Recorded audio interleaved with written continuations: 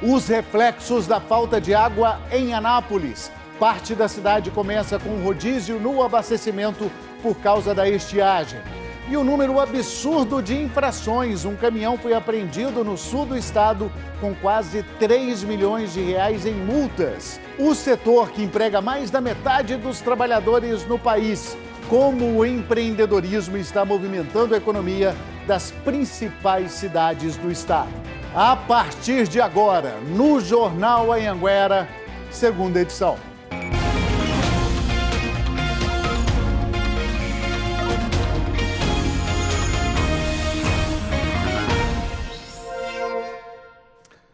Muito boa noite para você, 7h16, estamos ao vivo com as principais notícias da sua cidade e da sua região. E com um número absurdo de multas, um caminhão de mudanças foi apreendido na manhã desta sexta-feira na BR-153 em Itumbiara, veículo quase 3 milhões de reais, 3 milhões em multas. Vou falar com Emerson Ferreira, ao vivo de Itumbiara. Emerson, boa noite para você. A maioria dessas infrações é o quê? Pois é, Luciano, boa noite para você, boa noite para todos. Viu, a maior parte dessas infrações aí por excesso de velocidade, viu? São 1.138 infrações de trânsito, viu? Esse caminhão foi parado durante uma abordagem de rotina aqui no posto da Polícia Rodoviária Federal de Itumbiara. Ao constatar a situação, ao ver a situação, os policiais descobriram que o caminhão tinha quase 3 milhões de reais em multas. Para ser exato, 2.866.000 reais em dívidas. O motorista entregou aí o documento do veículo e os policiais descobriram que a última regularização do caminhão foi em 2015. Como eu disse, são 1.138 infrações. Só para regularizar aí a parte de licenciamento seriam gastos 3 mil reais. O caminhão, segundo a polícia, não vale mais do que 50 mil reais. O caminhão estava levando uma mudança de São Paulo para Goiânia e foi parado aqui pelos policiais. Esse caminhão ficou retido, vai ser levado para um pátio da PRF. E se em 60 dias, não for quitado essas dívidas, ele pode ir a leilão, viu, Luciano? Vale nem a pena, né? 3 milhões de reais, como você disse, o caminhão valendo 50 mil. Obrigado, Emerson. E a falta de água em Anápolis por causa da estiagem, o baixo nível do Ribeirão Caldas. Isso está provocando rodízio em quase 50 bairros da cidade que já estão enfrentando a falta de água. Na casa da dona Maria de Lourdes, as torneiras estão completamente secas. Desde quarta-feira, a aposentada está sofrendo com a falta d'água. Parecendo que não mora gente aqui dentro, não tem água para lavar, nem para tomar banho. Ontem, eu tive que ir longe ali do outro lado, pedir à mulher um baldinho de água para eu me molhar no meu corpo, porque estava calor demais. O bairro onde ela mora é um dos 48 que entraram num rodízio anunciado ontem pela Saneago. A água que abastece a região sul da cidade, onde ficam os bairros afetados, é captada aqui nessa represa, onde deságua o Rio Caldas. Mas por conta da seca no rio, a água mal está chegando aqui. E a gente consegue ver que o nível da represa está bem abaixo do normal. A água nem alcança a rampa de vazão, onde deveria escorrer para ser direcionada ao abastecimento das casas. A gerente da Saneago em Anápolis disse que várias medidas estão sendo tomadas para tentar amenizar o problema. A perspectiva é de que a gente tenha essa normalização plena, né? A gente tem essa garantia realmente com o início das chuvas. De imediato a gente deve ter essa normalização. Enquanto isso, a gente vem buscando pelo menos um aumento dessa vazão. Enquanto isso, milhares de moradores vão ter que continuar se virando para ter nem que seja um balde de água para as emergências. Quando a gente viu que não tinha mais água, já tinha gastado a água da caixa, que a gente podia ter conservado, né? Muita dificuldade, hein? E olha, a polícia prendeu uma quadrilha especializada no roubo de cargas. O grupo abordava de forma violenta motoristas com cargas de alimentos que circulavam em rodovias do Distrito Federal e também de Goiás. Vou chamar a Ana Caroline Mota, direto de Lusiânia e ao vivo. Pior, Ana, é que esses alimentos acabavam nos comércios, né, para as pessoas comprarem. Exatamente. Luciano, uma boa noite para você e a todos que assistem o Jornal Anhanguera, segunda edição. Segundo a polícia, depois de roubar esses caminhões, esse grupo, essa quadrilha, repassava as mercadorias para comerciantes das cidades daqui da região do entorno. Só para a gente ter uma noção, os alvos, os principais alvos desse grupo eram caminhões que transportavam alimentos não perecíveis, justamente para conseguir tempo para oferecer os produtos roubados aqui na região. Eles escondiam os caminhões roubados em um galpão. 7 pessoas foram presas. A polícia investiga agora se alguns comerciantes compravam essas cargas sabendo da procedência. Os presos devem responder por assalto e formação de quadrilha. Luciano, volto com você. Por isso a importância de saber a procedência dos produtos que a gente está comprando também, né? Através da nota fiscal. Obrigado, Ana. E olha, um carro caiu de uma ponte na BR-070, foi no entorno do Distrito Federal. O motorista teria perdido o controle da direção. O carro bateu na mureta e caiu no Rio Descoberto, na divisa dos municípios de Ceilândia, no Distrito Federal, e Águas Lindas, em Goiás. Os bombeiros prestaram os primeiros socorros à mulher, que foi levada para o hospital de Águas Lindas. Depois, retiraram o carro da água. O incêndio destruiu uma casa em Jataí. Só um armário e um fogão não queimaram. Os moradores não estavam em casa na hora do incêndio. O lugar foi isolado porque corre risco de desabamento. O micro-ônibus do transporte escolar foi apreendido pela Polícia Rodoviária Federal na BR-060 em Rio Verde. Estava com pneus carecas, o limpador do para-brisas estragado e ainda levava equipamentos com pontas que podem ferir passageiros. O veículo é particular e presta serviço para a Prefeitura de Rio Verde. Olha, a Prefeitura de Rio Verde diz que abriu um processo administrativo e vai responsabilizar a empresa que presta serviço para o município. Disse ainda que os veículos passam por vistoria dos órgãos competentes e que vai apurar o que ocorreu se houve alguma falha. Começou hoje em Catalão a festa em homenagem à Nossa Senhora do Rosário, que é a padroeira da cidade. Vamos chamar o Arthur Neves com outras informações ao vivo para a gente. Boa noite, Arthur. Imagino que a movimentação aí deve ser grande. Boa noite para você também, Luciano. De fato, movimentação intensa por aqui no Largo do Rosário, região central de Catalão. Nesse momento está sendo celebrada a primeira missa em honra à Nossa Senhora do Rosário.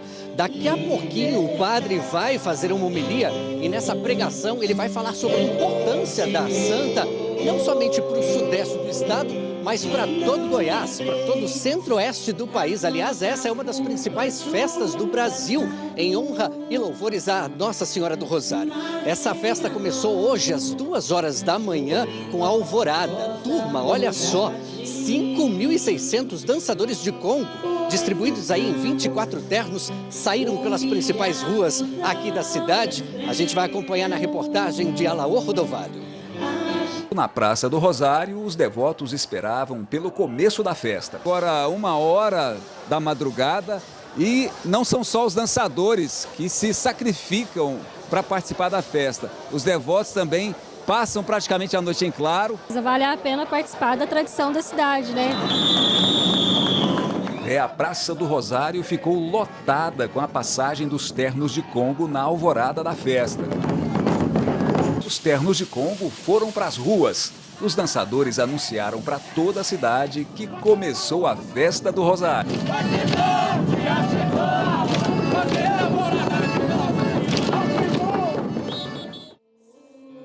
Sensacional, não é, Luciano? Pois é, olha só, aqui é só a primeira celebração da missa. Até o dia 14 de outubro, portanto, daqui 10 dias, vão ser realizadas mais 11 celebrações e também a reza do terço em louvores, em honra à Nossa Senhora do Rosário. Luciano. Uma importante manifestação de fé e cultural aqui do estado, né, Arthur? Muito obrigado. Vamos para o intervalo e a seguir, como o setor que mais emprega no país está aquecendo a economia de cidades de Goiás. Agora 7 horas e 25 minutos.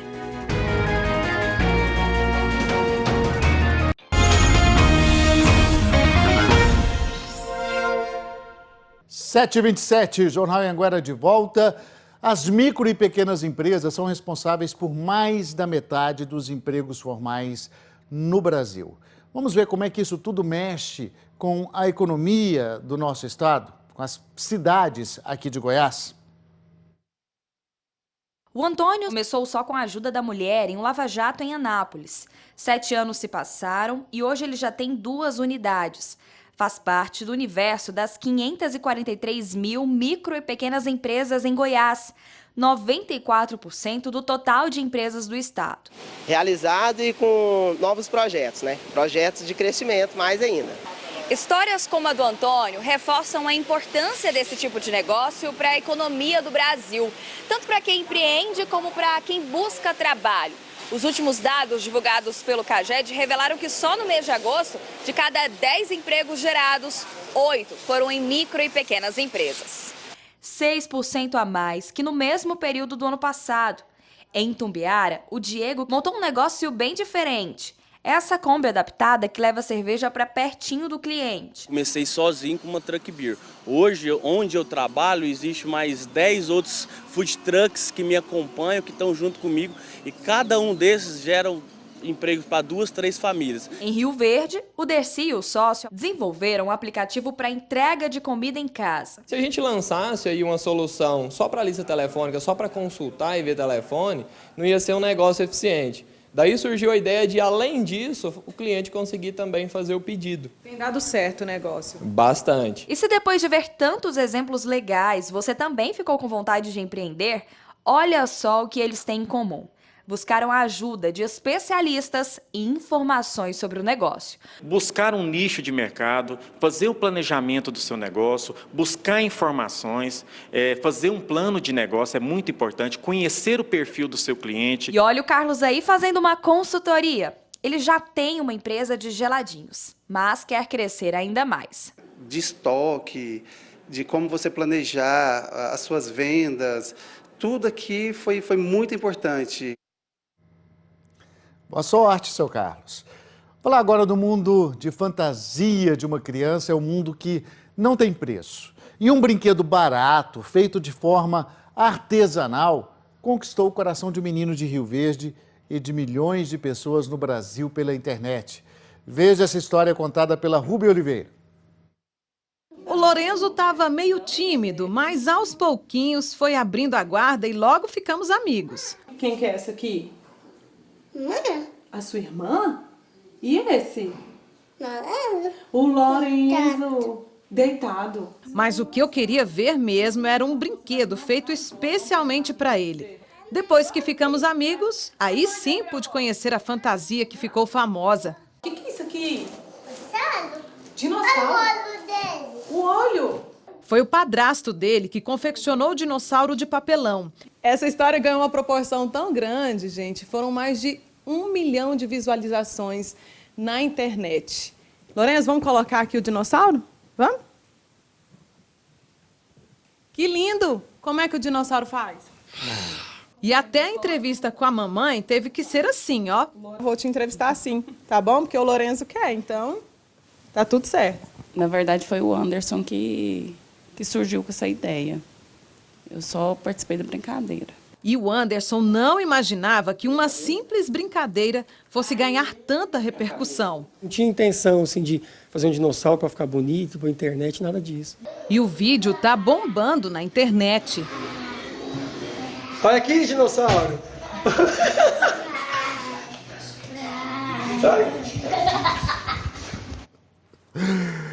Olha, mudando de assunto agora, um oficial de justiça foi ameaçado e desacatado enquanto cumpria um mandado em Itumbiara, no sul do estado. O oficial de justiça foi ameaçado por uma arma e desacatado enquanto cumpria um mandado de penhora em um endereço de Itumbiara. O oficial de justiça foi até a casa da mulher para avaliar bens que pudessem ser penhorados para quitar uma dívida de pouco mais de R$1.000 que foi feita em uma loja de eletrodomésticos. Segundo a versão do oficial de justiça, ele foi até essa casa cumprir essa ordem judicial e, no momento, o morador da casa não permitiu que ele entrasse. E ele argumentou, né, que estava cumprindo ordem judicial e tudo, e parece que esse morador se dirigiu até o automóvel e pegou uma arma de fogo. Então, nesse momento, o oficial de justiça afastou, acionou a polícia militar. A Polícia Militar esteve no local, procurou arma de fogo, mas, ao que tudo indica também, essa pessoa saiu com o carro e retornou, e a arma de fogo não foi localizada. O suspeito foi conduzido à delegacia e assinou um termo circunstanciado por ameaça e foi liberado. O oficial de justiça preferiu não gravar a entrevista. O Sindicato dos Oficiais de Justiça disse que não vai aceitar qualquer tipo de ameaça aos profissionais da categoria. Qualquer tentativa de ameaça ou ameaça à dignidade desses profissionais será duramente combatida pelos Sindicatos dos Oficiais de Justiça, juntamente com a Corregedoria Geral do Estado. O juiz e diretor do Fórum de Itumbiara classifica o caso como uma afronta à justiça. Uma forma lamentável que aconteceu, porque o oficial de justiça estava cumprindo uma ordem de um juiz e a forma correta de se questionar a ordem do juiz é processualmente, pelas vias legais, através de um advogado, impugnando, recorrendo e não ameaçando um servidor, um oficial de justiça que está simplesmente cumprindo uma ordem de um juiz.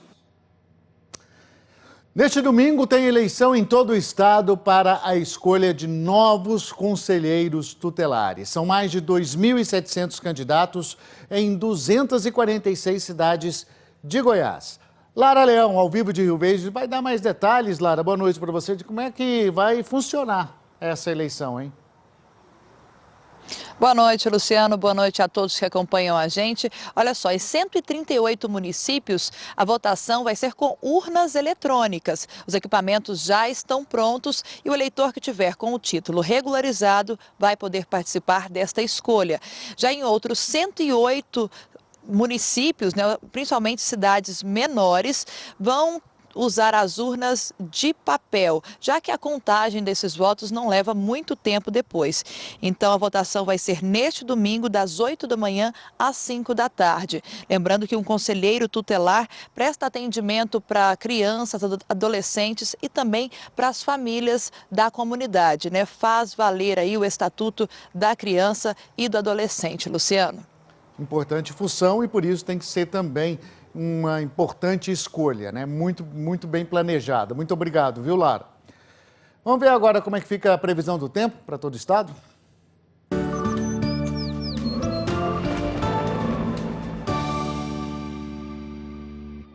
O sábado vai ser de muito calor com aumento de nuvens ao longo do dia. E o choque térmico provoca chuvas isoladas em todo o estado com mais força no norte de Goiás. Em Porangatu, calor de 37 graus e pode ter temporal rápido no período da tarde. Jataí e Anápolis, máxima de 36. Lusiânia, 34 graus. Você viu aí que essa chuva não é aquela invernada de ficar chovendo ainda não, viu? São temporais ao longo do dia por conta do aumento do calor e, infelizmente, ainda não é suficiente para dar aquela melhorada boa na umidade do ar. O tempo continua seco no estado, mas aguardando aí a gente, todo mundo esperando o período chuvoso. Vamos com a nossa imagem do dia, que vem de Rio Verde, no sudoeste do estado. Os funcionários desse prédio aí foram surpreendidos com tamanduá. O bichinho estava dentro do banheiro, que fica na área da piscina. Os bombeiros foram chamados para limpar a área e aí encontraram o animal. Você vê ele já sendo solto aí, porque os bombeiros, eles depois que foram chamados, fizeram um resgate, soltaram o animal numa área ambiental. Olha, sexta-feira terminando, o Jornal Anhanguera, segunda edição, também vai se despedindo, desejando a você um ótimo fim de semana. E a gente vai embora hoje com imagens de Lusiânia.